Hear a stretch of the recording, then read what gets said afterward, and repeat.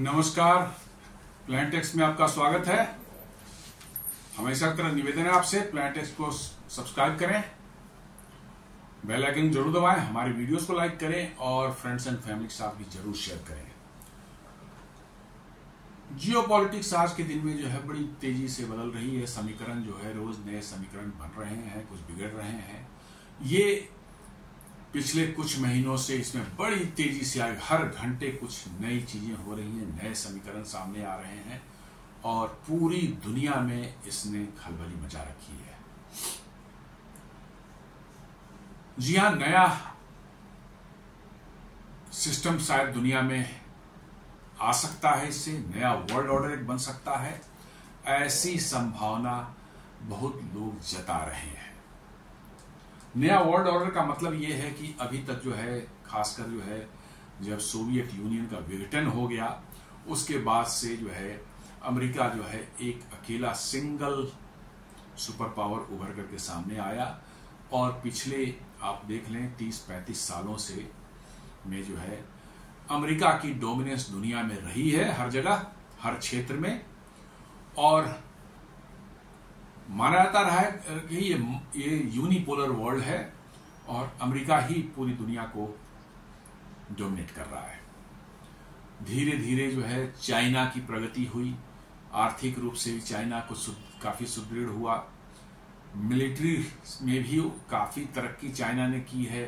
Chinese मतलब कि जो है डोमेस्टिक प्रोडक्शन भी उनके आर्म्स के और उनके एम्युनिशन सबके जो है बहुत पिछले 25 सालों 20 सालों में आप देखेंगे बहुत ज्यादा बढ़ा है। अब क्वालिटी जैसी भी हो उस पर हमने क्वेश्चन नहीं कर रहे हैं, लेकिन आप देखें कि वो 5th जनरेशन के फाइटर्स भी बना रहे हैं। लोग क्वेश्चन कर सकते हैं कि क्वालिटी कैसी, मैं भी करता हूं क्वेश्चन, चाइनीज मैंने इक्विपमेंट्स की मैं भी क्वेश्चन करता हूं, लेकिन बनाया है उन्होंने, काफी बड़े तादाद में बनाया है। अब देख रही 100 से 200 250 जो है J-20 जो उनका 5th जनरेशन स्टेल्थ फाइटर है वो उन्होंने इंडक्ट किया अपने एयरफोर्स में।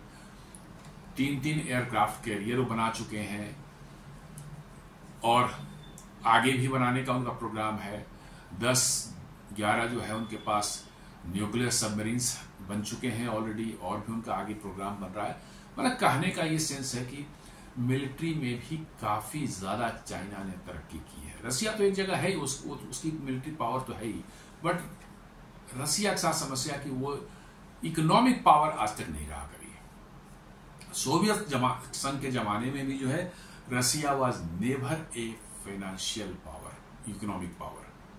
और इनफैक्ट सोवियत यूनियन का विघटन जो हुआ 91-92 में, 91 के आसपास में जो है, उसका कारण ही यही था कि उनके पास जो है उनकी इकोनॉमिक कंडीशन इतनी खराब हो गई कि वो उतने बड़े एम्पायर को संभालने के काबिल नहीं रहे। उनके मिलिट्री खर्चे इतने एग्जॉर्बिटेंट हो गए थे, उनके जो है सोर्स जो है इनकम के सोर्स जो है वो बिल्कुल मतलब कि जो है नीचे चले गए थे। जो इनकम का एक बड़ा सोर्स जो उनका ऑयल होता था, ऑयल उस समय हार्डली मतलब $8 to $10 पर बैरल के कॉस्ट पर चली गई थी। तो उनकी इनकम का सोर्स जो है एनर्जी ही था, वही ऑयल ही था और आर्म्स था। दो ही चीज थी उनके, आर्म्स और एनर्जी। आज भी इनफैक्ट यही है। रसिया कोई एयरक्राफ्ट नहीं बेचता, मतलब मिलिट्री छोड़ दिए, सिविलियन एयरक्राफ्ट की बात कर नहीं बनाता है लेकिन बिकता नहीं है। इंडस्ट्रियल गुड्स नहीं बनाता, ऑटोमोबाइल्स नहीं बनाता, लैपटॉप्स हैं, मोबाइल्स हैं, ये सब नहीं बनाता, कुछ भी नहीं बनाता वो सब। रसिया आज भी एनर्जी और डिफेंस इन्हीं दो चीजों पर टिका हुआ है। इसलिए रसिया ट्रू सेंस में आप बोलिए कि सुपर पावर वाला ब्रैकेट में फिट नहीं बैठता वो। क्यों? मिलिट्री पावर तो है, देयर इज नो डाउट। बहुत बड़े न्यूक्लियर आर्सेनल उनके पास में है, बहुत बड़ी तादाद में न्यूक्लियर सबमरीन्स हैं। ऑफ कोर्स एयरक्राफ्ट कैरियर उनके पास नहीं है, एक ही है, वो भी नॉन फंक्शनल है, बट सबमरीन्स बहुत बड़ी तादाद में उनके पास में न्यूक्लियर पावर सबमरीन्स है। मिसाइल्स बहुत जबरदस्त है, एयर डिफेंस सिस्टम उनके दुनिया में टॉप क्लास के हैं, फाइटर एयरक्राफ्ट वगैरह सब कुछ उनके पास में है, लेकिन उनकी इकोनॉमी नहीं है कि जिसके आधार पर हम कह सकें कि वो एक सुपर पावर कैटेगरी में आता हो। तो अमेरिका को यदि वाकई में चैलेंज देने का, यदि आज के समय में अभी जो परिस्थितियां हैं उसमें यदि हम ये सोचते हैं कि अमेरिका को कोई चैलेंज कर सकता है और अमेरिका की बादशाहत जो है, उनका जो है यूनिपोलर वर्ल्ड में नंबर 1 पोजीशन जो बना हुआ है, उसको चैलेंज देने की कुव्वत किसी में है तो वो सिर्फ चीन में है। क्योंकि चाइना की इकोनॉमी इतनी बड़ी हो गई है और कुछ क्रिटिकल टेक्नोलॉजी में है, उन्होंने इतना जबरदस्त मोनोपोली क्रिएट किया है दुनिया में कि आज के दिन में जो है उनको बीट कर पाना उन फील्ड्स में बहुत मुश्किल है। निकट भविष्य में जो है, आप रेयर अर्थ मिनरल्स को ले लीजिए, लिथियम को आप ले लीजिए, या इस तरह के और भी बहुत से एलिमेंट्स हैं जिनका एक्सट्रैक्शन बड़ा दुरूह कार्य है, जटिल काम है, बड़ा पॉल्यूशन उससे होता है, कॉम्प्लेक्स है। उन चीजों में चाइना ने पिछले 20 से 30 सालों में जो है जबरदस्त महारत हासिल की है और इसी के आधार पर उसने जो है अमेरिका को झुका रखा है। जी हाँ, अमेरिका को झुका रखा है। अभी टैरिफ वार में भी आप देख लीजिए, चाइना पर उन्होंने 100%, 150%, 250% करते गए। उनका रेयर अर्थ मैग्नेट जो है चाइना ने बंद कर दिया। उनकी सारी की सारी जो है ईवी की जो है मैन्युफैक्चरिंग रुक गई। इवन भारत को भी उन्होंने बंद कर रखा था, अभी कर रखा है। अभी उनके फॉरेन मिनिस्टर वांग यी जो है अभी जस्ट आए थे 2-4 दिन पहले, जो है हमारे ख्याल से जो है 20-21 तारीख के आसपास में, वहां वो कह के गए हैं कि नहीं, आपको सारा रेयर अर्थ मिलेगा, कोई बैन नहीं रहेगा, एवरीथिंग है।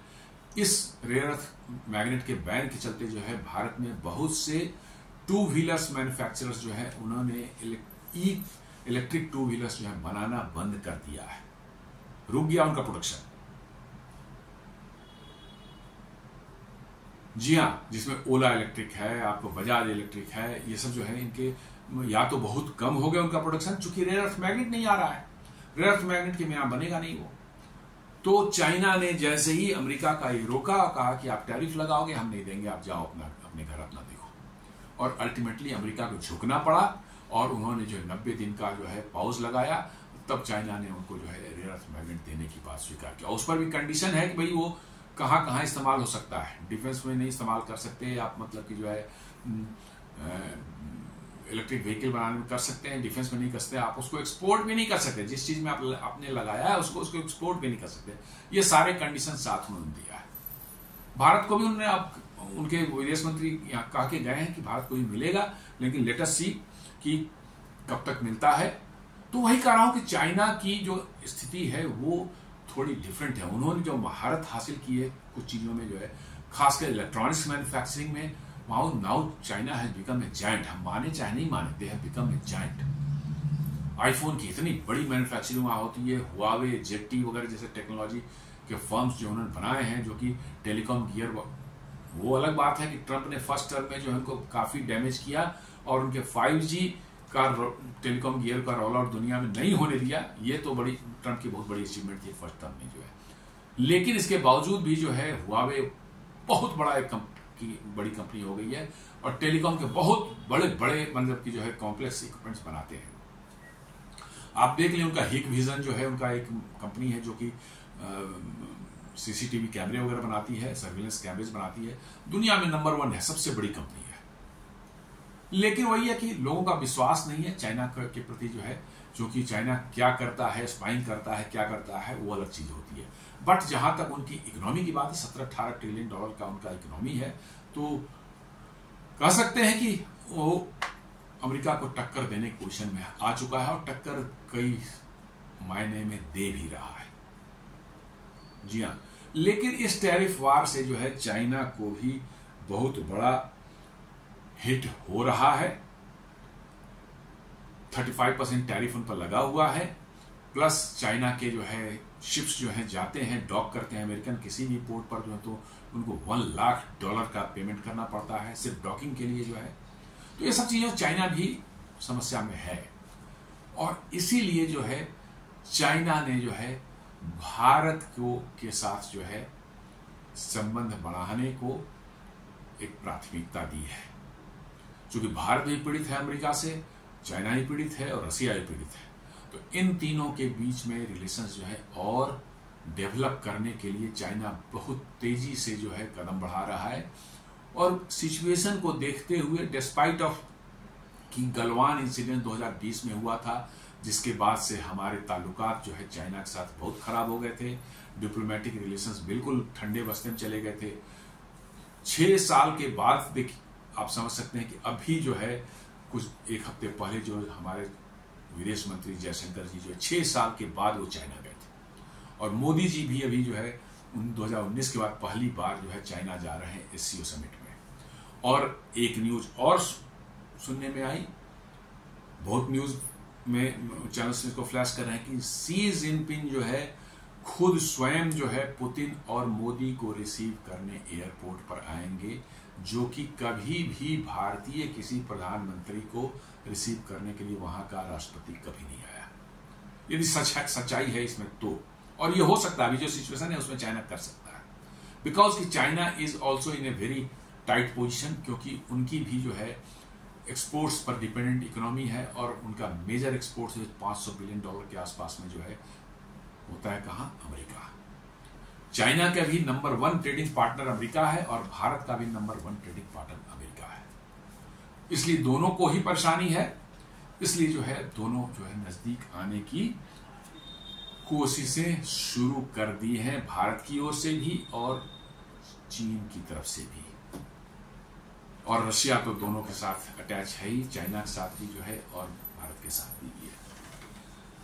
तो अभी जो है एक न्यूज जो है 2-3 दिन पहले ही मैंने बताया था, अभी इस कंटेक्स्ट में ही बता रहा हूं कि गवर्नमेंट में relax press note 3 to allow Chinese FDI in select sectors. और ये कह रहा है कौन, ये प्रपोज किया है या इसको रिकमेंड कर रहा है, नीति आयोग। कोई ऐसा नहीं कि अरुगरी कोई आदमी बोल रहा हो, ब्यूरोक्रेट बोल रहा, नहीं, नीति आयोग जो है उसने सजेशन दिया है भारत सरकार को कि चाइना के FDI कुछ नॉन स्ट्रेटेजिक सेक्टर्स जो हैं उसमें अलाउ कर सकते हैं हम 24% तक। मतलब कि कोई नॉन स्ट्रेटेजिक सेक्टर की कंपनी कोई है, उसमें चाइना चाहे तो 24% तक का जो है वो स्टेक ले सकता है, इन्वेस्ट कर सकता है। इस पर कुछ लोग इसके फेवर में भी जा सकते हैं, कुछ लोग इनके निगेटिव में भी जा सकते हैं, बट प्रेजेंट सर्कमस्टांसेस में ये ऐसा करना मुझे लगता है कि एक समझदारी का कदम है, क्योंकि आपको अमेरिका को ये शो करना है कि हमारे यहाँ इन्वेस्ट करने वालों की कमी नहीं है। हालांकि अमेरिकी कंपनियां जो है भारत में अभी भी इन्वेस्ट करने से पीछे नहीं हट रही हैं। जैसा कि हमने देखा, हम लोगों ने देखा आईफोन जो है कि मैन्युफैक्चरर जो है भारत में फॉक्सकॉन करीब $1.5 बिलियन का जो है इन्वेस्टमेंट करने जा रहे हैं। वो टैरिफ लगने के बाद उन्होंने अनाउंस किया, जी हाँ, और वो आईफोन रुपये बनाने वाले हैं, लगाने वाले हैं, ये इन्वेस्टमेंट करने वाले हैं। तो ये बता रहा है कि अभी भी अमेरिकी कंपनियां या यूरोपियन कंपनियां भारत में इन्वेस्ट करने से पीछे नहीं हट रही हैं। लेकिन चाइना का इन्वेस्टमेंट यदि भारत में शुरू हो जाता है तो ये एक अमेरिका के लिए एक अलार्म बेल जैसा होगा। चाइना जो है अभी नंबर 1 एडवर्सरी है अमेरिका का। भारत नंबर 2 पर जरूर आप कह सकते हैं कि नंबर 2 एडवर्सरी बना होने जा रहा है कुछ दिनों में। अमेरिका मान रहा है कि नंबर 2 एडवर्सरी भारत ही है, और इसीलिए आप पर ये टैरिफ जितना लगाया जा रहा है, सब उसका कारण ही यही सब है कि आपकी इकोनॉमी जैसे से बढ़ेगी, अमेरिका जो है को डर उतना ही ज्यादा लगना शुरू हो जा रहा है, और वही हो रहा है। तो जो अमेरिका से हमारे चल रहे हैं उसमें जो उसी के बारे में बात करते हैं हम लोग, कैसे डिस्कशन आज करते हैं, कैसे चाइना के साथ हमारे रिलेशंस बढ़ रहे हैं और क्या इसके इम्प्लीकेशंस होंगे, और अमेरिका पर कैसे इसका असर पड़ने जा रहा है, और अमेरिका कैसे प्रेशर में आ रहा है।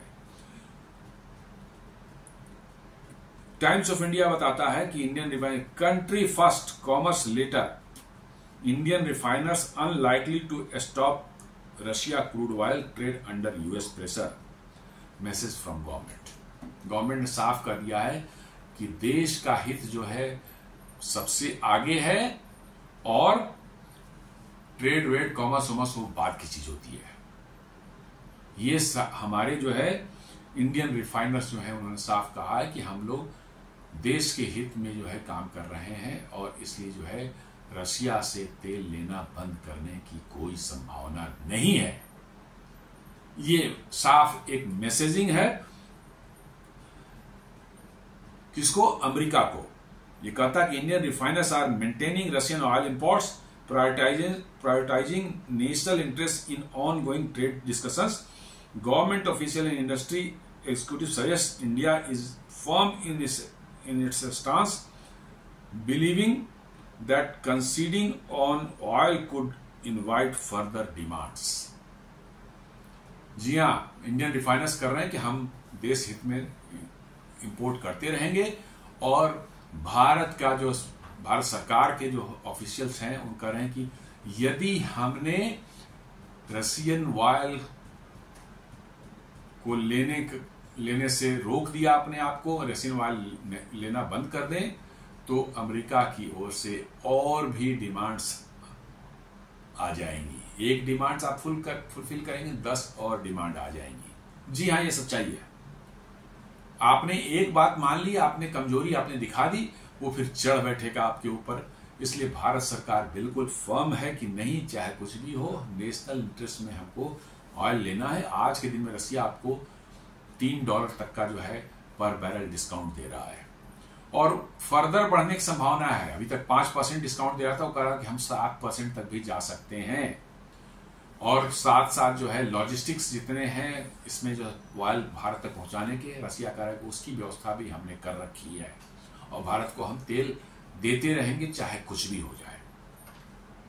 तो ये नेशनल इंटरेस्ट में जो है भारत सरकार ने साफ कहा, रिफाइनर्स ने भारत सरकार कहा कि हम नेशनल इंटरेस्ट में काम करते रहेंगे, बिजनेस बाद में है, नेशनल इंटरेस्ट सबसे पहले है।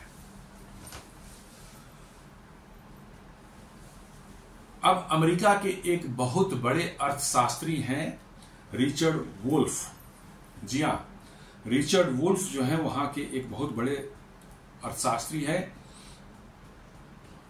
उनका कहना है, वो कह रहे हैं कि Trump tariffs are reshaping old alliances as the global south plots its own path. उन्होंने अमेरिकी सरकार को चिताया है कि आपने टैरिफ लगा करके जो है पुराने अलायंसेज जो थे उनको जो फिर से अलाइव कर दिया, जिंदा कर दिया। जो मृतप्राय थे उनको आपने जिंदा कर दिया है और ग्लोबल साउथ जो है अब अपना रास्ता बनाने में लग गया है।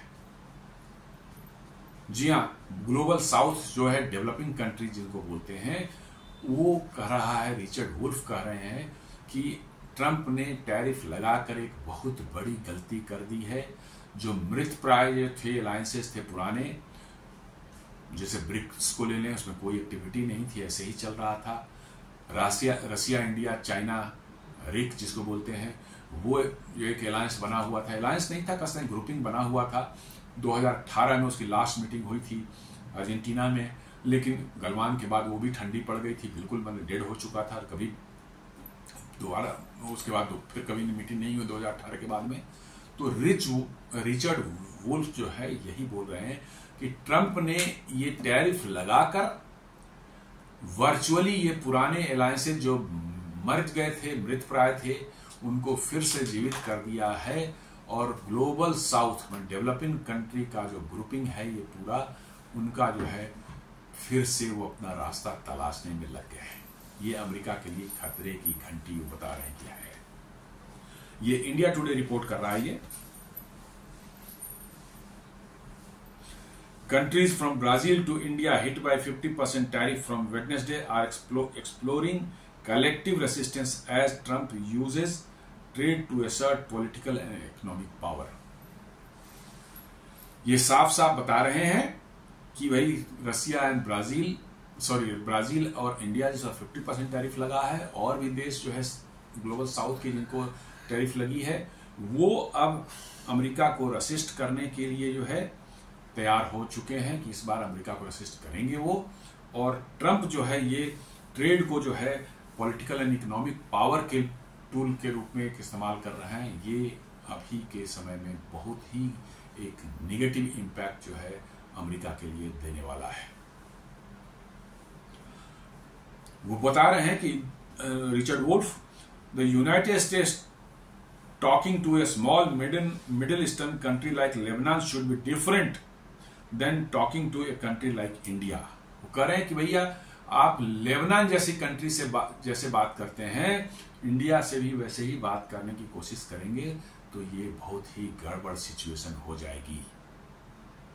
जी हाँ, ट्रंप वैसे ही ट्रीट कर रहे हैं जैसे पाकिस्तान को, बांग्लादेश को, चाहे लेबनान को जो है ट्रीट करते हैं। वो शायद उन्होंने ये भूल कर दी कि भारत को भी उन्होंने वैसे ही ट्रीट करने की सोचा।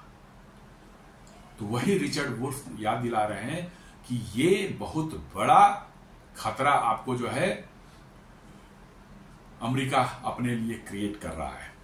India is now according to the population the largest country on the earth having outgrown China. कहते हैं कि इंडिया आज के दिन में जो है भारत का, वर्ल्ड का जो मोस्ट पॉपुलस कंट्री है, चाइना को भी पीछे छोड़ करके सबसे बड़ी जनसंख्या वाला देश बन चुका है। If Trump continues with his stiff threats to India who has a long historic relationship with Russia, you are playing with a very different adversary. वो कह रहे हैं कि ट्रंप यदि इस तरह की धमकियां दे करके और डरा धमका करके भारत को जो है कोशिश करेंगे, मतलब कि झुकाने की कोशिश करेंगे, तो ये बहुत गड़बड़ होगा। और साथ में करें कि रशिया के साथ उनके जो है रिलेशंस बहुत पुराने रिलेशंस हैं, सोवियत जमाने के रिलेशंस हैं, और इसलिए जो है अमेरिका को सोचना चाहिए कि भारत अब एक डिफरेंट एडवर्सरी बन चुका है। वो आज से 30 साल 35 साल पहले वाला एडवर्सरी नहीं है। अब बिल्कुल भारत बदला हुआ भारत है। उसकी इकोनॉमिक कंडीशंस बहुत अच्छी है, उसका जो है उसका पॉपुलेशन वर्ल्ड में सबसे बड़ा पॉपुलेशन है। डेमोग्राफिक डिविडेंड के हिसाब से 60% से ऊपर का पॉपुलेशन, हमारा 35 साल से नीचे का एज है उसका। तो कह रहे हैं कि इससे पार पाना अमेरिका के लिए या ट्रंप के लिए जो है बहुत ही मुश्किल होने वाला है। Wolff said while speaking to Russian journalist Rick Sanchez. उन्होंने रिक सांचेज कोई रशियन जर्नलिस्ट हैं, उनसे उनकी कोई इंटरव्यू हो रहा था, उसमें उन्होंने बताया ये चीज।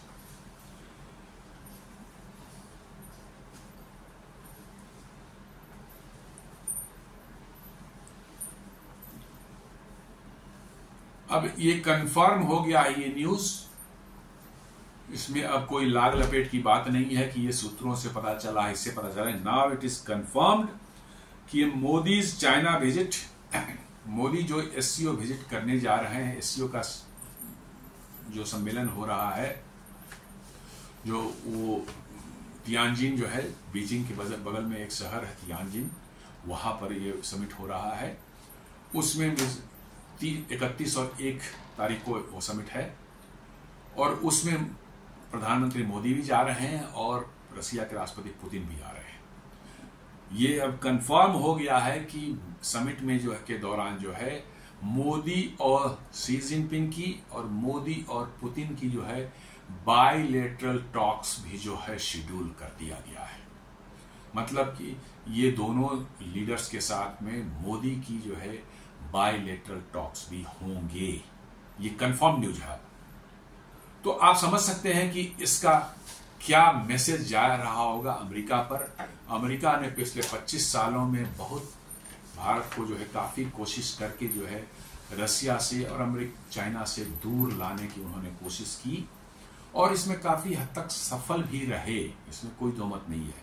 आप देखेंगे कि रशिया, यूक्रेन वार पहले रशिया से भारत बहुत कम एनर्जी इंपोर्ट करता था, बहुत कम, और धीरे धीरे जो है आर्म्स में भी जो है वेस्टर्न आर्म्स जो है खासकर फ्रांस से और कुछ यूएस से भी जो है भारत ने काफी बड़े तादाद में जो है पिछले 20-25 सालों में खरीदी है। रशिया से अभी भी खरीद रहे थे, बट टोटल 100% डिपेंडेंसी रशिया पर नहीं रही थी हमारी। अभी भी हमारे 60% इक्विपमेंट रशिया के हैं, डिफेंस इक्विपमेंट, लेकिन 100% नहीं रह गया था, ये कम हुआ था। और ये कारण था कि अमेरिका ने जो है भारत को आर्म्स देना और ये सब जो करने का जो है उन्होंने रास्ता खोला। पिछले आप देखेंगे 2008 ऑनवर्ड्स जो देखेंगे करीब करीब 20-22-25 बिलियन डॉलर के जो है हमने उनसे आर्म्स तो नहीं खरीदे, डायरेक्ट कर सकते हैं, मिलिट्री इक्विपमेंट जरूर खरीदे, हेलीकॉप्टर्स हमने लिया, उनसे ट्रांसपोर्ट प्लेन्स लिए, चिनिक हेलीकॉप्टर लिया, अपाची हेलीकॉप्टर्स लिए, MH-64 रोमियो जो है मैरीटाइम सर्विलेंस हेलीकॉप्टर भी लिया, हरक्यूलिस C-130J जो है ट्रांसपोर्ट प्लेन वो लिया, देन स्ट्रेटेजिक लिफ्ट जो है transport plane C-17 globe master उनसे खरीदा, करीब 25 बिलियन के आसपास में हमने लिया। PA type Poseidon maritime surveillance aircraft भी जो है नेवी के लिए हम लोगों ने खरीदा। तो बहुत बड़ी संख्या में हम खरीद रहे थे, लेकिन हमने कभी भी वैसे आर्म्स उनसे नहीं खरीदे जो कि समय आने पर अमेरिका यदि धोखा दे तो हम प्रॉब्लम में आ जाएंगे। हाँ, हमने जो इंजन ले रखा है तेजस के लिए जो वो एक प्रॉब्लमेटिक जरूर है, अदरवाइज आप सारे जो वैसे थे जिसमें कि अमेरिका कोई प्रॉब्लम भी करे तो तुरंत आपको कोई समस्या नहीं होगी। तो अब अमेरिका जितना मेहनत किया था 25 साल में जो है भारत को रसिया और चाइना से दूर करने के लिए, क्योंकि ये तीनों मिल जाएंगे तो बहुत बड़ा एक पावर ब्लॉक बन जाएगा और जो अमेरिका के लिए बड़ा घातक होगा, वो सारे के सारे पर ट्रंप ने जो है पिछले 6 महीने में मिट्टी डाल दी है। जी हाँ, मिट्टी डाल दी है। अब बिल्कुल जो है अब ये तीनों के तीनों देश जो है नजदीक आने की कोशिश कर रहे हैं। भारत रसिया के संबंध ऑलरेडी अच्छे थे, रसिया चीन के बहुत अच्छे नहीं है, बट सो चल रहा है। भारत के चीन साथ खराब हो गए थे गलवान के बाद में, ऑफकोर्स ट्रेड चल रहा था लेकिन ऐसे बहुत खराब हो चुका, डिप्लोमेटिक रिलेशन अच्छे नहीं थे। अब अभी देखिए वांग ये जो अभी आए थे 1 सप्ताह पहले, अब देख लीजिए कि भारत ने जो है बंद कर रखा था जो कोरोना के बाद से जो है जो चाइना और चीन और भारत के बीच में डायरेक्ट फ्लाइट्स जो हैं उसको भी शुरू करने की परमिशन दे दी है। टूरिस्ट वगैरह के लिए वीजा देने का जो है रिस्ट्रिक्शन जो लगा हुआ था उस पर उसको भी खोल दिया गया है। इसका मतलब साफ साफ मैसेजिंग है अमेरिका को कि तुम जाओ अपने रास्ते, हम अपने रास्ते, और ये बहुत बड़ी मैसेजिंग है। और इसी को रिचर्ड वुल्फ बता रहे हैं, बार बार वो बोल रहे हैं, आगे फिर मैं उनके बात बताता हूं क्या क्या उन्होंने कहा है। तो ये बायलैटरल टॉक्स जो है पुतिन और मोदी के बीच में और शी जिनपिंग और मोदी के बीच में ये फिक्स्ड हो चुका है, नाउ इट इज कंफर्म्ड। ये फ्री प्रेस जर्नल रिपोर्ट कर रहा है, अब इसमें किसी शक और शुबा की बात नहीं रह गई है। साथ साथ जो है भारत ने जो है एक मैंने पहले ही बताया था कि रशियन जो है चाइनीज कंपनीज को जो है यहाँ पर जो इन्वेस्टमेंट पर रेस्ट्रिक्शंस जो लगा रखी थी, प्रेस नोट 3 जारी हुआ था 2020 में। ये गलवान के इंसिडेंट के बाद हुआ था, जिसमें कि कोई भी कंट्री जिसका बॉर्डर इंडिया के साथ शेयर करता है वो भारत में इन्वेस्टमेंट करेगा तो उसको गवर्नमेंट की परमिशन चाहिए होगी उसके लिए, और वो प्रपोजल जो है महीनों सालों तक लटका रहा था, अप्रूव होता नहीं था। उस प्रेस नोट 3 को जो है इन्होंने हटा लिया है। अब कहता है इंडिया इज कंसीडरिंग, हटाया नहीं, उनको हटाने की सोच रहे हैं। India is considering relaxing press note 3 which currently mandates prior government approval of FDI from countries sharing a land border, notably China, in order to allow Chinese investment in select non-strategic sectors में 24% तक करने का जो है नीति आयोग ने जो है invest करने का नीति आयोग ने ऑलरेडी एक प्रपोजल सरकार को दे दिया है। ये भी एक कह सकते हैं कि अमेरिका का मैसेजिंग है कि तुम ये ना समझो कि भाई तुम्हारे फंड्स के बगैर जो है इंडिया जो है वो बिल्कुल स्टार्व हो जाएगा, इंडिया जो है बिल्कुल मतलब कि जो है घुटनों पर आ जाएगा। फंडिंग और जगह से आ सकती है, इन्वेस्टमेंट और जगह से आ सकती है। ये चीज मैसेजिंग जो है सीधे सीधे जो है डोनाल्ड ट्रंप और अमेरिका को दिया गया है।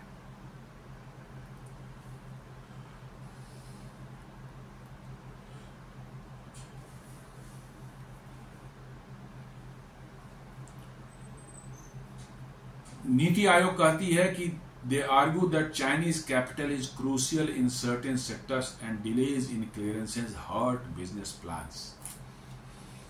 नीति आयोग कह रही है कुछ सेक्टर्स जो क्रूशियल सेक्टर्स हैं जो नॉन स्ट्रेटेजिक हैं, हमारे लिए जो है नॉन स्ट्रेटेजिक हैं, उनमें जो है आपको जो है सर्टेन क्रूशियल सेक्टर्स में यदि नहीं हम अलाउ करेंगे तो ये समस्या आगे बिजनेस में आ सकती है हमारे लिए। अब देख ही रहे हैं कैसे रेयर अर्थ मैग्नेट्स के कारण जो हमारे ईवी के प्रोडक्शन जो है, 2 व्हीलर्स ईवी के प्रोडक्शन जो है ये सब हैम्पर हो रहे हैं। इसलिए कुछ नॉन स्टडी सेक्टर्स में कुछ हद तक जो है चाइना को इन्वेस्टमेंट अलाउ करना चाहिए, ये नीति आयोग ने अब बताया है और लग रहा है कि शायद गवर्नमेंट इसको जल्दी ही अप्रूव कर देगी।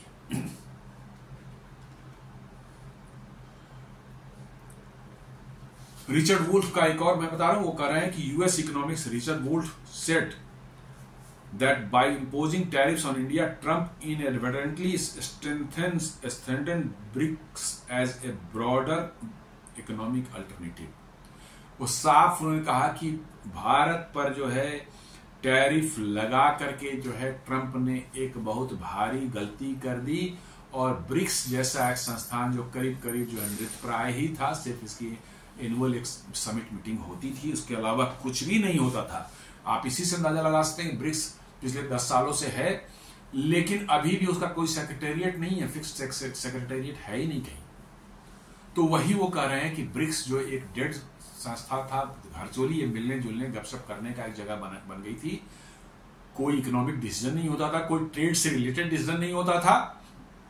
ट्रंप ने टैरिफ लगा के उसको जिंदा कर दिया और ब्रिक्स जो है एक बड़े इकोनॉमिक अल्टरनेटिव के रूप में उभरने की संभावना है। यदि ब्रिक्स कंट्री आपस में डिसाइड कर लेते हैं, जुड़ जाते हैं, अच्छे से डिसाइड कर लेते हैं और बहुत अभी 10 या 11 मेंबर्स हैं और 23 के एप्लीकेशन अभी पेंडिंग हैं, वो भी शायद ज्वाइन कर लेंगे जल्दी ही। और यदि वो आ जाते हैं और आपस में ट्रेड करते हैं और लोकल करेंसी में करना शुरू करते हैं डॉलर को बाईपास करके, तो अमेरिका के लिए एक बहुत बड़ी मुसीबत खड़ी होने वाली है। और रसिया तो ऑलरेडी डीडॉलराइज हो चुका है, चाइना इसी इंतजार में है कि कैसे डॉलर को मात दें और युआन को आगे बढ़ाएं। भारत भी अपने रूपी रूबल ट्रेड कर रहा है, रूपी दिरहम ट्रेड कर रहा है, सऊदी अरब से भी बात कर रही कि रूपी रियाल में ट्रेड कर शुरू हो जाए। तो ये सब ग्रुपिंग जैसे बनेगी और स्ट्रेंथ मजबूत होगी और आपस में इन्होंने डिसाइड कर लिया, तो it will become a big problem for America. जी हां, अमेरिका के लिए एक बड़ी समस्या ये पैदा हो सकती है, क्योंकि डॉलर की डिमांड दुनिया में जैसे ही घटती है, अमेरिका की जो है बादशाहत या उसकी दादागिरी दुनिया में वैसी ही उसी तरह से नोज डाइव करके गिरेगी। डॉलर की डिमांड ने ही डॉलर को एकदम चढ़ा रखा है ऊपर और इसकी वजह से ही अमेरिका की बादशाहत दुनिया में चलती है। और यदि डॉलर की डिमांड यदि घट जाती है, कम हो जाती है ड्रास्टिकली, यदि ये ब्रिक्स ग्रुप जो है आपस में ट्रेड करना शुरू कर दे नॉन डॉलर करेंसी में जो है, तो आप समझ सकते हैं कि अमेरिका पर कितनी बड़ी चोट पड़ने वाली है। और अमेरिका को डर इसी बात का है। वही रिचर्ड वुल्फ याद दिला रहे हैं उनको, ट्रंप को, कि आपने जो ये टैरिफ लगा करके जो है खुद अपने पैर पर कुल्हाड़ी मारी है।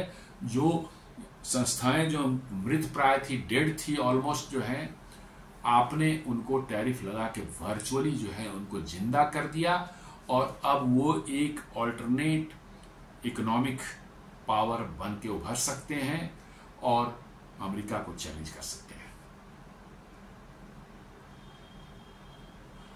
He pointed out India's growing economic and demographic significance as the world's most populous country and largest market। ये रिचर्ड वुल्फ बता रहे हैं, ये बोल रहे हैं कि इंडिया की इकोनॉमिक एंड डेमोग्राफिक सिग्निफिकेंस को उन्होंने हाईलाइट किया कि इंडिया आज के दिन में पहले वाला नहीं है। 4.3 ट्रिलियन डॉलर की इकोनॉमी हो चुकी है, जो कि अच्छी खासी मानी जाती है। जो फ्रांस, जर्मनी, इन सब के, जर्मनी से थोड़ा पीछे है, बट फ्रांस, यूके इस जैसी इकोनॉमी से भी आगे है। और कह रहे हैं कि इनके डेमोग्राफिक जो डिविडेंड इंडिया के पास में है, वो किसी देश के पास अभी दुनिया में नहीं है। जी हाँ, इतने ज्यादा यंग पॉपुलेशन, वर्किंग एज के लोग जो हैं दुनिया में किसी देश में नहीं, इवन चाइना में भी नहीं है। चाइना की एजिंग पॉपुलेशन है, डेमोग्राफिक डिविडेंड चाइना खत्म हो चुकी है, ये सिर्फ अभी भारत के पास में है। और कह रहे हैं कि दुनिया की सबसे मोस्ट पॉपुलस कंट्री है ये। India relation with Moscow go beyond the Soviet era. कह रहे हैं कि सोवियत एरा से ही पहले का है। And US is playing with a different adversary here. कह रहे हैं कि अब यूएस जो है एक डिफरेंट कंट्री से डील कर रहा है। 40 साल पहले वाला, 30 साल पहले वाला भारत नहीं है। Wolff said, what US is doing is in a hot house fashion, developing the BRICS to be an even larger, more integrated and successful economic alternative to the West, he explained. वो कह रहे हैं कि ये गर्म मिजाज में आकर के तुनक मिजाजी में जो अमेरिका जो काम कर रहा है, टैरिफ लगा दो, उस पर टैरिफ लगा दो, उस पर सैंक्शन लगा दो, ये काम करके जो है अमेरिका ने ब्रिक्स को जिंदा कर दिया, जो कि और बड़ा बनेगा और कंट्रीज उसमें ज्वाइन करेंगे, और जितना ज्यादा बढ़ेगा, बड़ा होगा, उतनी ही अमेरिका को समस्या होने वाली है। क्योंकि इन देशों का पॉपुलेशन आप जोड़ ले लेंगे, ब्रिक्स देशों का सब मिलाकर के जो है, तो करीब करीब दुनिया की 40% पॉपुलेशन इसमें रहती है, और करीब करीब दुनिया की जो 45% के आसपास इकोनॉमी भी जो जीडीपी भी जो है इन्हीं देशों के पास में है, ब्रिक्स वालों के पास में ही है। तो उनका कहना यह है कि इतने बड़े ब्लॉक के साथ अमेरिका को जो है पार पाना जो है आसान नहीं होगा। ये यदि डिटरमिन्ड हो गए अमेरिका को रेसिस्ट करने के लिए, तो अमेरिका के लिए जो है मुश्किलात पैदा होंगे।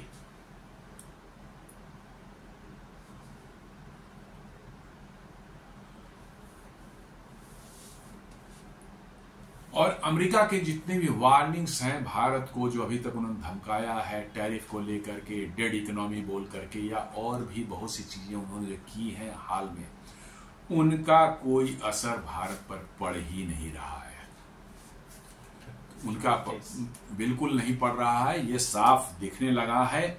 और अब इसी कारण से उनके बहुत बड़े बड़े बड़बोले जो वहां पर ट्रंप के कैबिनेट में या उनके टीम में लोग हैं, उनके भी तेवर अब धीरे धीरे ढीले होने शुरू हो गए हैं। उनको पता लग गया है कि अमेरिका ने एक बहुत बड़ी गलती कर दी है भारत को छेड़कर, और अब उनके सुर जो है थोड़े थोड़े नरम होने शुरू हो गए हैं। अब थोड़ा लॉलीपॉप दिखाने की कोशिश कर रहे हैं, थोड़ा जो है धीमी आवाज में बात कर रहे हैं, थोड़ा मुलायम आवाज में बात कर रहे हैं, सब तरह की बातें नजर आ रही हैं। क्योंकि जितनी भी धमकियां उन्होंने दी, उनका भारत ने सिंपली ये बोल दिया कि आपको जो करना हो कर लो, हम रसिया से तेल लेते रहेंगे, हमारी इकोनॉमिक जो एक स्ट्रेटेजिक इंडिपेंडेंट हमारी जो पॉलिसी है उससे हम नहीं हटेंगे, हम अमेरिका के गुलाम नहीं हैं, अमेरिका के चाटुकार नहीं हैं, इसलिए अमेरिका की हर बात को मानना हमारे लिए बाध्य नहीं है। और रही टैरिफ की बात, टैरिफ आपको लगाना है लगा लें। जयशंकर जी ने साफ बोला कि आपको हमारा सामान पसंद नहीं है तो आप ना लें, सीधी सी बात है। टैरिफ लगाएं या न लगाएं, अपने इंपोर्टर्स को कहने कि हम इंडिया से कोई चीज नहीं आ सकता, खत्म बात। लेकिन आप वो भी नहीं कर रहे हैं। रशियन ऑयल इंडिया में आता है, रिफाइंड होता है, और उसी ऑयल से बना हुआ एविएशन टरबाइन फ्यूल जो है अमेरिका लेता है, पेट्रोल और डीजल जो है यूरोप लेता है, क्योंकि ये उनकी मजबूरी है, उनको फायदा भी इसमें लेने में है। लेकिन टैरिफ लगाएंगे किस लिए? भाई रसिया से ऑयल लेते हैं। तो इसी पर जयशंकर जी ने बोला था कि आपको हमारा प्रोडक्ट पसंद नहीं है, आप न लें, लेना बंद कर दें, मामला खत्म हो जाता है, वहीं पर मामला खत्म हो जाता है। बिल्कुल मैंने साफ साफ उन्होंने कहा कि इस तरह के टाउंट्रम्स जो कर रहे हैं, इससे कोई फायदा नहीं है। If you don't like our products, don't take it. इसका अमेरिका के पास कोई जवाब नहीं है। और अभी जो कल ही खबर आई से मैंने जो वीडियो में बनाया था, जिस पर कि कैसे अमेरिका ने जो है मैंने बेशर्म होकर के जो है अलास्का में जो है वो पीस टॉक करने गए थे, और बंद कमरे में पुतिन के साथ जो है कैसे अमेरिका के जो है ऑयल कंपनीज हैं, एक्सॉन है, शेवरॉन है, इनको कैसे रशियन एनर्जी मार्केट में घुसाने का उपाय किया जाए, ये पुतिन से बात कर रहे थे। ये अमेरिकन जो है न्यूज एजेंसी वो छाप रहे हैं, रॉयटर्स जो है वो छाप रहा है कि साइडलाइंस पर जो है पुतिन और ट्रंप के बीच में बात हुई कि कैसे अमेरिकन कंपनियां जो है रशियन एनर्जी मार्केट में जो है इन्वेस्ट करना चाहती है। आप देख लें, उसी एनर्जी मार्क के लिए जो है भारत ले रहा है, तो उससे जो है बम बनता है, मिसाइल बनता है, यूक्रेन पर हमला होता है, लेकिन अमेरिकन कंपनियां वहां जाकर के जो है यदि इन्वेस्ट करेंगे और पैसा कमाएंगी, उससे बम और मिसाइल नहीं बनेगा। तो ये चीजें हो रही है, इसलिए मैंने बार बार मैं कह रहा हूं कि ऑयल, रसिया से ऑयल खरीदने का मतलब नहीं है। बार बार वो कह रहे हैं कि भाई रसिया से ऑयल खरीद करके जो रिफाइन करके ये प्रोडक्ट जो है यूरोप और अमेरिका को बेचते हैं और पैसा कमा रहे हैं। और तो पैसा कमा रहे हैं तो कौन सी दिक्कत है भाई, सब पैसा कमा रहे हैं। आपकी कंपनियां पैसा कमा रही हैं, आपकी कंपनियां भारत में आ रही है, फेसबुक है, मेटा है, गूगल है, माइक्रोसॉफ्ट, ये क्या कर रही है भारत में? कोई समाज सेवा तो कर नहीं रही है, ये भी पैसा कमा रहे हैं। तो भारत की कंपनियां यदि पैसा कमा रही है तो इससे आपको तकलीफ किस बात की है? मैंने कहा ना कि पैसा कमाना तो जन सिद्ध अधिकार है, सिर्फ एंग्लो सेक्शंस को। पैसा उन्हीं के पास सिर्फ होता है, ब्राउन और ब्लैक स्किन वालों के पास पैसा नहीं होता है। ये उनका माइंडसेट है। ब्राउन और ब्लैक वाले पैसा नहीं कमा सकते, ये उनकी सोच है और उसी सोच पर जो है उनका चलता है सारा कुछ जो है। तो कारण है भारत की बढ़ती हुई इकोनॉमी और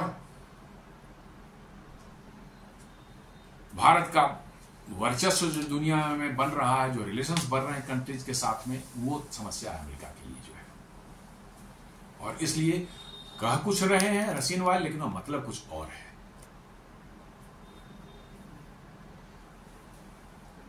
तो जो मैं कह रहा था कि उनके जो अब तेवर ढीले पड़ रहे हैं, अब उनके पीटर नवारो जो उनका सबसे जो है बड़बोला जो है सुबह शाम अनाप शनाप बोलता है, उसकी बात सुन लीजिए। White House trade adviser Peter Navarro stated India could qualify for a 25% tariff cut. सुन लीजिए, वो कह रहा है कि भारत को 25% टैरिफ से राहत मिल सकती है, but only if it ceased buying Russian oil, a demand framed as stemming from moral strategic concerns. मतलब कि जो है अब कहने लगे कि हाँ वो हो सकता है, थोड़ा सा पहले गुंडागर्दी वाली बातें जो होती है, हम ये कर देंगे, वो कर देंगे, चीर देंगे, फाड़ देंगे, वो सब नहीं है। अब कह रहे हैं कि 25% घट सकता है, इंडिया को थोड़ा सोचना चाहिए, मोरल कंसर्न्स वगैरह है, ये सब जो है, इतने लोग यूक्रेन मर रहे हैं, थोड़ा तेल लेना बंद कर देगा तो मतलब यूरोप को नहीं बोल सकते कि गैस लेना बंद कर दो, क्योंकि यूरोप रातों रात ठप पड़ जाएगा। अमेरिका खुद वहां से यूरेनियम ले रहा है, वो उस पर उनका कोई बोल नहीं है। ट्रंप से जब मीडिया के लोगों ने पूछा कि भाई आप भी तो यूरेनियम खरीद रहे हैं, तो बोला कि नहीं हम देख के बताएंगे, वो पता नहीं है। अरे प्रेसिडेंट है, उसको पता नहीं है कि रशिया से हमारी क्या डीलिंग होती है? वो कहता है कि हम पता करके बताएंगे, मालूम सब है उसको, लेकिन बोल नहीं सकते। चाइना जो है भारत से ज्यादा तेल लेता है, तो चाइना तो कहता है कि वो तो वर्ल्ड ऑयल मार्केट को स्टेबलाइज करने के लिए लेता है। तो आप समझ सकते हैं किस तरह का जो है मक्कारी है इनके दिमाग में, आप अंदाजा लगा सकते हैं। और उसका जो एक और बड़ बोला, जो ट्रेजरी सेक्रेटरी वहां का जो है, जो फाइनेंस मिनिस्टर जिसको बोलते हैं वहां पर, स्कॉट बेसेंट जो है, added that the tariff escalation wasn't solely about Russian oil. आप देख लीजिए, इसके बोल बदल रहे हैं, धीरे धीरे बदल रहे हैं कि टैरिफ सिर्फ जो है रशियन ऑयल के लिए नहीं लगाया गया था, सिर्फ रशियन ऑयल मामला नहीं था। It also reflected frustration over the slow press of A potential trade deal with India. मतलब कि जो है सिर्फ उसके लिए नहीं था, इंडिया एक्चुअली ट्रेड डील करने में बहुत स्लो प्रोग्रेस था, बहुत डिले कर रहा था, कुछ उसके कारण भी लगा है। बोल तो यही रहते कि भाई साफ एकदम लिखा हुआ है इसमें, जो आपने जो निकाला है, जो नोटिफिकेशन निकाला, साफ लिखा है कि 25% एक्स्ट्रा टैरिफ जो है वो रशियन ऑयल खरीदने के लिए है। उसमें तो ये नहीं लिखा हुआ है कि भाई स्लो ट्रेड डील के लिए भी ये भी एक मामला है जिसके कारण लगाया जा रहा है। 25% एक्स्ट्रा टैरिफ जो लगाया, 25 से 50 जो बढ़ाया, उसमें तो साफ नोटिफिकेशन लिखा हुआ है कि भाई ये सिर्फ रशियन ऑयल खरीदने के लिए लगाया जा रहा है। लेकिन अब बोले कि नहीं, सिर्फ रशियन ऑयल खरीदने के से मतलब नहीं था, रशियन ऑयल तो एक मामला था, वो थोड़ा ट्रेड डील में भी भारत डिले कर। भारत ने साफ कर दिया है कि भाई ट्रेड डील ऐसे हड़बड़ी में हम नहीं कर पाएंगे, और करना है तो फिर अब जाइए अपनी जगह पर। हमारे 3.5 साल डिस्कशन हुए हैं, मतलब कि यूके से तब हुआ है। यूरोप से भी 3 साल से चल रहा है। EFTA जो 4 यूरोपियन ग्रुप है, स्विट्जरलैंड, नॉर्वे, आइसलैंड और एक और चौथा कंट्री है, इनके साथ में 13 साल तक डिस्कशन हुआ, तब जाके फ्री ट्रेड एग्रीमेंट साइन हुआ है। और आप चाहते हैं कि महीने 2 महीने में हम कर लें, ऐसा तो नहीं होता। तो भारत ने कहा कि नहीं, लेकिन इनका कहना कि नहीं, वायल के तो एक मामला था, साथ साथ ट्रेड डील भी बहुत डिले हो रहा था, वो स्लो चल रहा था, इसलिए जो है वो भी एक कारण है। ये सब कुछ नहीं है, अब तेवर उनके ढीले पड़ रहे हैं। अब दुनिया में उनकी जो है खिल्ली उड़ रही है सारे देशों में भी, कि देखो खुद जो है रसिया से यूरेनियम खरीदता है, यूरोपियन यूनियन जो है वो पूरा यूरोप गैस खरीदता है, चाइना ऑयल खरीदता है, लेकिन टैरिफ से भारत पर लगता है। अब ये दुनिया के लोग साफ क्वेश्चन उठा रहे हैं, खिल्ली उड़ा रहे हैं अमेरिका की, उनके दोहरे चरित्र पर जो है। तो अब उसको जो है धीरे धीरे धीरे, रातों रात बदलेंगे तो भैया भारी बेइज्जती हो जाएगी। तो अब धीरे धीरे उसको माइल्ड कर रहे हैं, उनके तेवर ढीले हो रहे हैं। अब घुमा फिरा के उधर उधर की बात, एक कह रहा है कि अरे 25% घट सकता है, तो मोरल ग्राउंड पर जो है आप तेल लेना छोड़ दीजिए उससे, तो हम 25% घटा देंगे। दूसरा कह रहे हैं सिर्फ तेल के लिए नहीं था, कुछ और भी मामला था, ट्रेड डील नहीं हो पा रही थी। देख लीजिए मक्कारों का कैसा चरित्र है, कैसे अपनी मतलब कि अपना चेहरा बदल रहे हैं। तो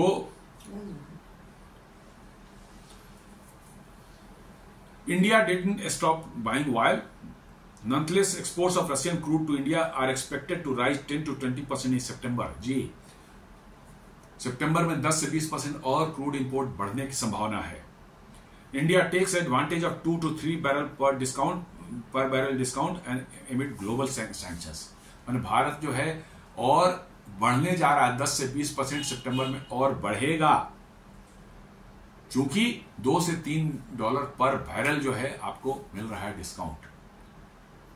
आप 1-1 लाख बैरल जो है लाते हैं एक बार शिप में, जो 1-2 लाख बैरल जो है आप लाते हैं, आप समझ लीजिए एक बार में ही आपको ये 2 लाख बैरल आप ला रहे हैं, तो आपको कितना $6 मिलियन के मतलब की जो है डिस्काउंट दे रहा है वो,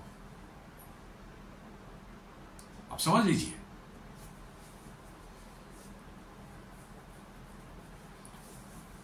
अब भारत की तरफ से क्या सिग्नलिंग हो रही है? Facing mounting US pressure, India appears to be recalibrating its foreign policy, exploring easing Chinese FDI restrictions. Chinese FDI restrictions पर उस को थोड़ा सा आसान किया जा रहा है, उस पर कुछ जो बैन लगा हो तो उसको हटाने की कोशिश की जा रही है। Balancing strategic autonomy and economic pragmatism, साथ साथ जो है defending its continued oil purchases as sovereign energy strategy amid cost pressures.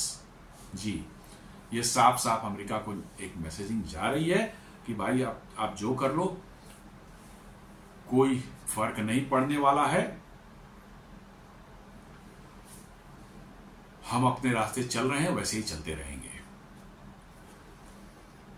और आप जिस तरह से इंडिया अभी प्ले कर रहा है जियोपॉलिटिक्स में जो है, इसको देखकर तो लगता है कि दुनिया को शायद इंडिया से जियोपॉलिटिक्स सीखनी चाहिए। These dynamics highlight India juggling act in a multipolar world, maintaining non-alignment while hedging against a sudden US policy shift. ये कह रहा है कि भाई कैसे भारत जो है इस डिस्टर्ब इन्वायरमेंट में भी अपना रास्ता बैलेंस करके निकाल रहा है, कि नॉन अलाइंड अपना पॉलिसी बना के रखा है, एक स्ट्रेटेजिक ऑटोनॉमी उसने बना रखी है अपनी, और साथ साथ जो है यूएस से जो रिस्क है उसके अगेंस्ट में कैसे अपना प्रोटेक्शन जो है भारत करने की कोशिश कर रहा है। ये दुनिया को समझनी चाहिए, सीखनी चाहिए। तो दोस्तों, ये आज का हमारा विश्लेषण था, कैसे जियोपॉलिटिक्स में शिफ्ट आ रहा है और कैसे भारत, चाइना और रशिया के बीच में नजदीकियां बढ़ रही हैं, और कैसे अमेरिका के ही बड़े बड़े इकोनॉमिस्ट जो है ट्रंप और अमेरिका की पॉलिसी को लताड़ रहे हैं, कह रहे हैं कि ये अमेरिका के लिए सुसाइडल होगा।